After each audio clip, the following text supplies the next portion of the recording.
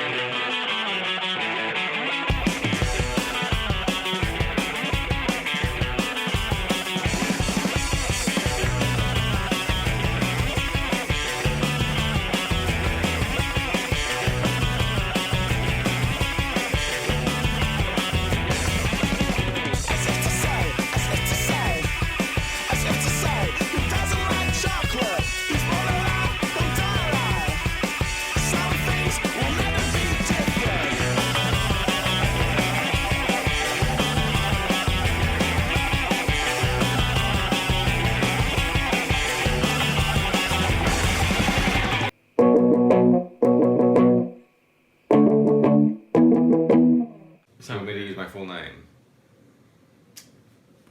In titles, don't have to. So I'll be like, my name's Tim.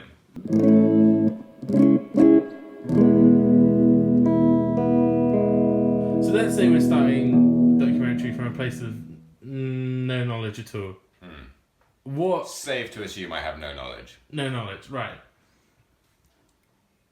What do you think you could bring to the documentary? Other than my charm and good looks. The only thing I love more than guitars is conversation. Tim, how long have you been playing guitar? Fuck. Mild swear. No? Just... I've been playing guitar for, I'd say, around five years. And why didn't you used to play drums before that? Yeah, definitely. Was more of a drummer before. Why did you switch to guitar? What was it about the guitar? Well, I was in several bands and I'd be sitting at the back, drumming away, and they'd be there shredding. I'm like, that's so much cooler.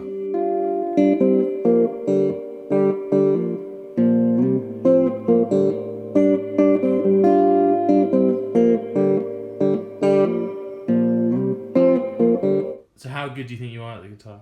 Pretty average. Pretty average guitar player. But, What kind of guitar do you play? I play a Telecaster. You know where Telecaster's from? It's Fender. Where's Fender from? It's an American guitar brand.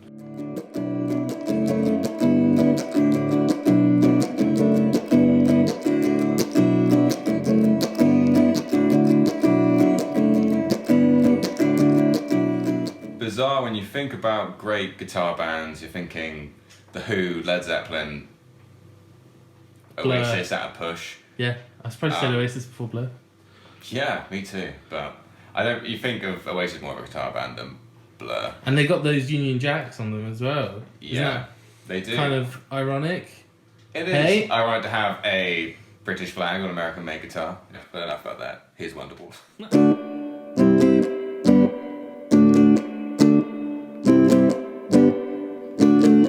Us British, we stole rock and roll from the Americans. We perfected it, and at the very least, we need the great British guitar to reflect that. Like that? Yeah. Less angry. Don't get me wrong. Love American guitar music, but I think we deserve something made in Britain, like Cadbury's used to be.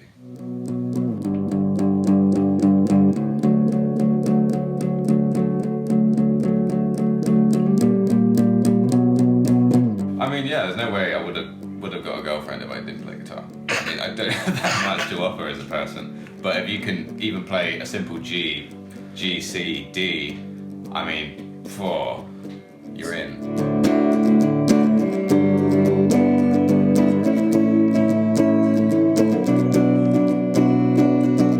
You know, when you think about it, like, the British perfected rock and roll. Hendrix, who? Give me Harrison. George Harrison.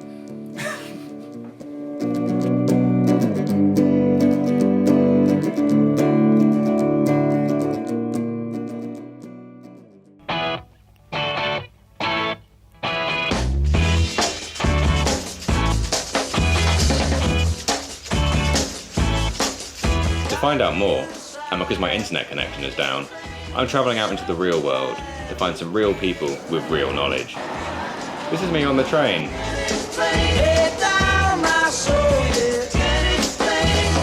here's me walking. Hopefully someone will be able to shed some light on this whole great British guitar issue.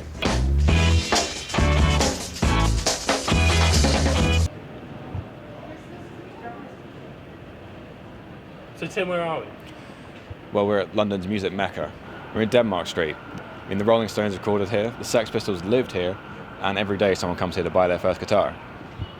It's also home to some of the nation's best guitar shops, so we're going to talk to some people that work here to see what they have to say about British-made guitars and everything.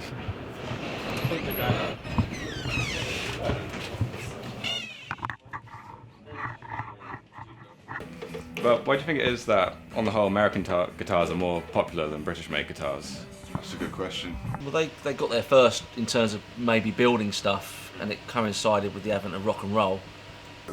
I mean, it's probably something to do with the fact that I don't know. It's a difficult one, isn't it? Yeah. Because I mean, it's part of their culture out there. It's rock and roll is all that kind of stuff. But it does derive from European guitar makers predominantly. That's the history of the guitar. Yeah. But yeah, Americans started making guitars first. So a lot of the old blues guys would use guitars, these sort of smaller body Gibsons, stuff like that, and obviously that puts them into a kind of that idealised. You know what I mean? Most guitars that you found in the UK and in this area actually historically were ironically German made after the war.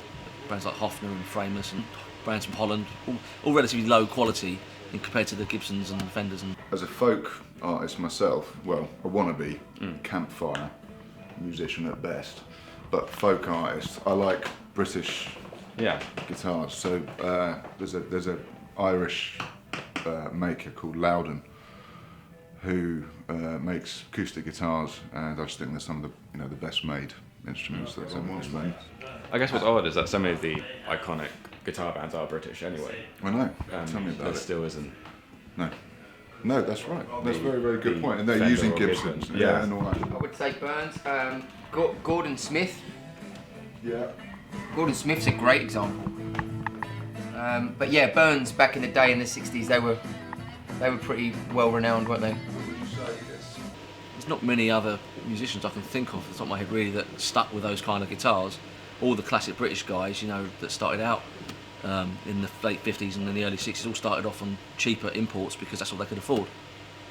You'd literally do a who's who of British rock and roll and they all played a Hofner or a Framus or an Egmond. The Paul McCartney plays a German bass. Yeah, the Hofner violin bass. I think John Lennon's first guitar was a Galatone, which I think was made in South Africa, a cheap plywood guitar that's guaranteed not to split, believe it or not, inside it. But the guitar stuff maybe didn't catch on because the British guys wanted the sort of guitars that their idols played, i.e. Fender and Gibson and so on. So like Buddy Holly, everyone wanted a Strat because he played a Fender Stratocaster. Like Cliff Richard, especially imported a Fender Stratocaster to the UK in the late 50s for Hank Marvin. Yeah. But that was a lot of money. And I like really old, battered things that happen to be good and have got some history and of age and all that kind of stuff. I think we all do a bit. So I've got this reputation here they call me Battersea, because I take all the old dogs home. Guitars. Yeah. Right.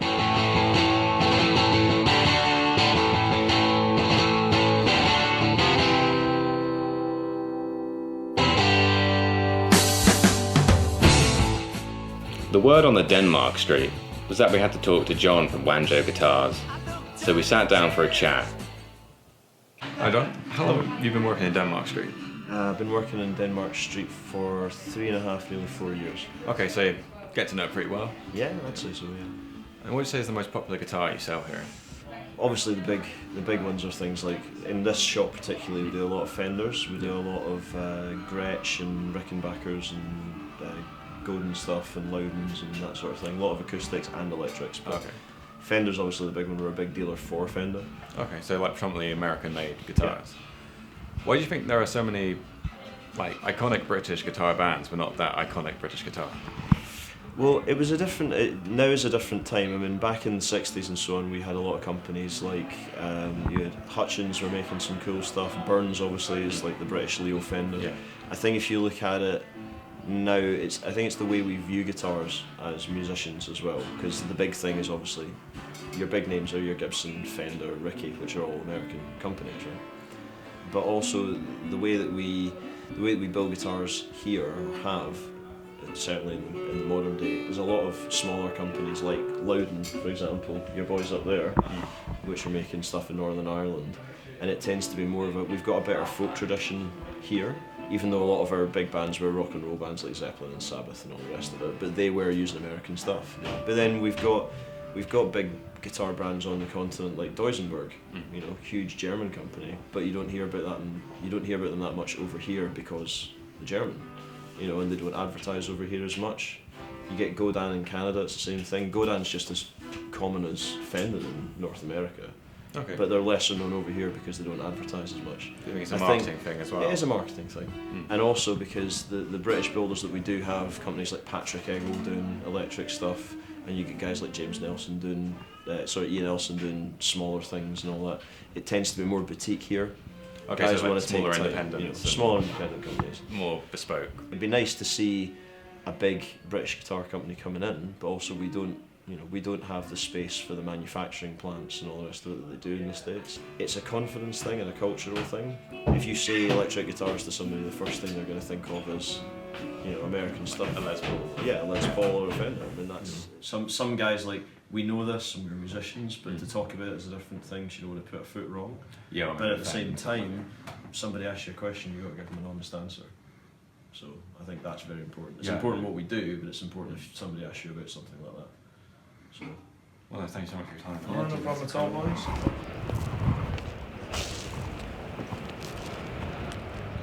So how was that? What did we learn? Well, I think we learned that there are British guitars, but they are criminally undervalued compared to the US counterparts. And even though they exist, they're now built and produced overseas because it's so much cheaper. So what do we do now? Well, there's got to be someone out there who's still producing British guitar in Britain. And we should go find them maybe? Yeah, but we should find them. But where to look? To see the process firsthand, I'm heading to Camberley, Surrey, to Probec Guitars. From humble beginnings, the young Damien spent time playing in an old workshop in the family garden. 35 years or more later, he's still playing in a workshop, this time making high-quality guitars. My name is Damien Probit, and I've been making guitars for about 16 years.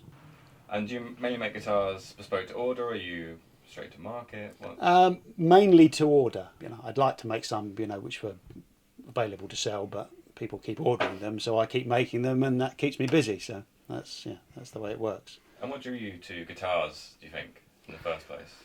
I like the sound of guitars, right? When I was a little kid, you know, whenever music came on the radio, it was always, the things I liked were always things which had guitars in them. And then I reached a point a few years later when I just fancied making a guitar.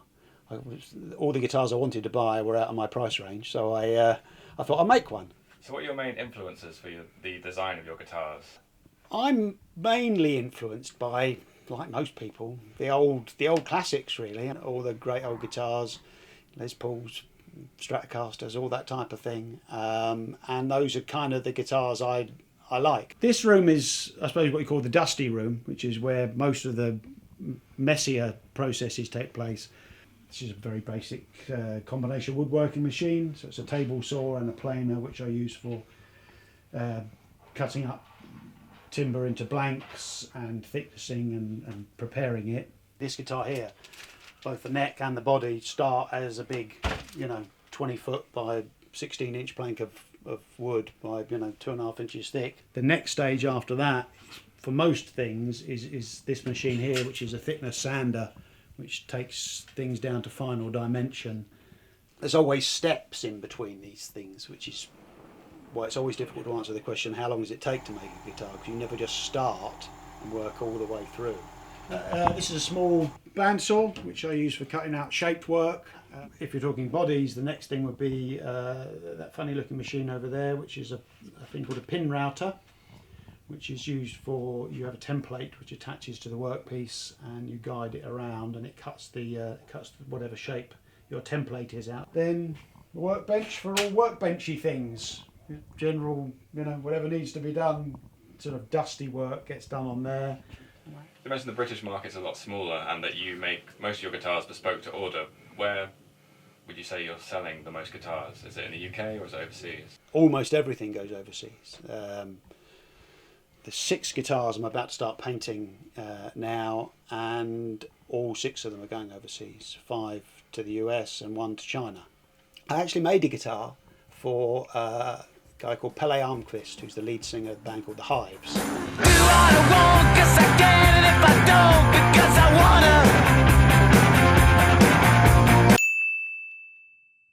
wanna. He bought 2 guitars.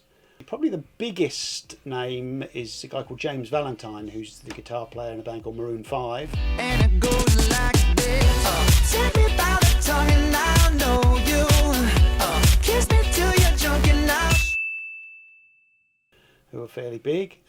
He came down here actually. Very nice chap. A guy called Matt White, who's a British guitar player, session guy. He's currently playing with a band called the Temperance Movement, who are fantastic. And he's done lots of session stuff. He's played with CeeLo Green and James Morrison and all sorts of stuff. A couple of session guys in the States, a guy called Matt Henderson.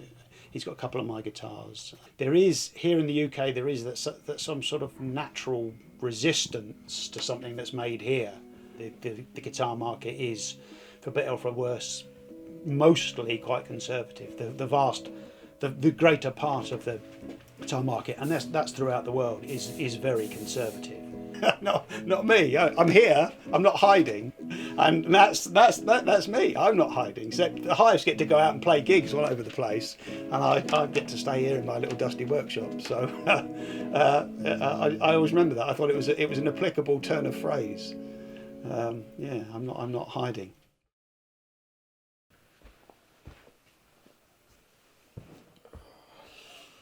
So what does this mean for the Great British Guitar? Well, I think we've learned there are great British guitars out there, but they're just not as thought of or as iconic as their American counterparts, and that's not reflective of quality. I think that is just history, and it is just a shame that the British guitar isn't as widely recognised as, say, something like a Fender.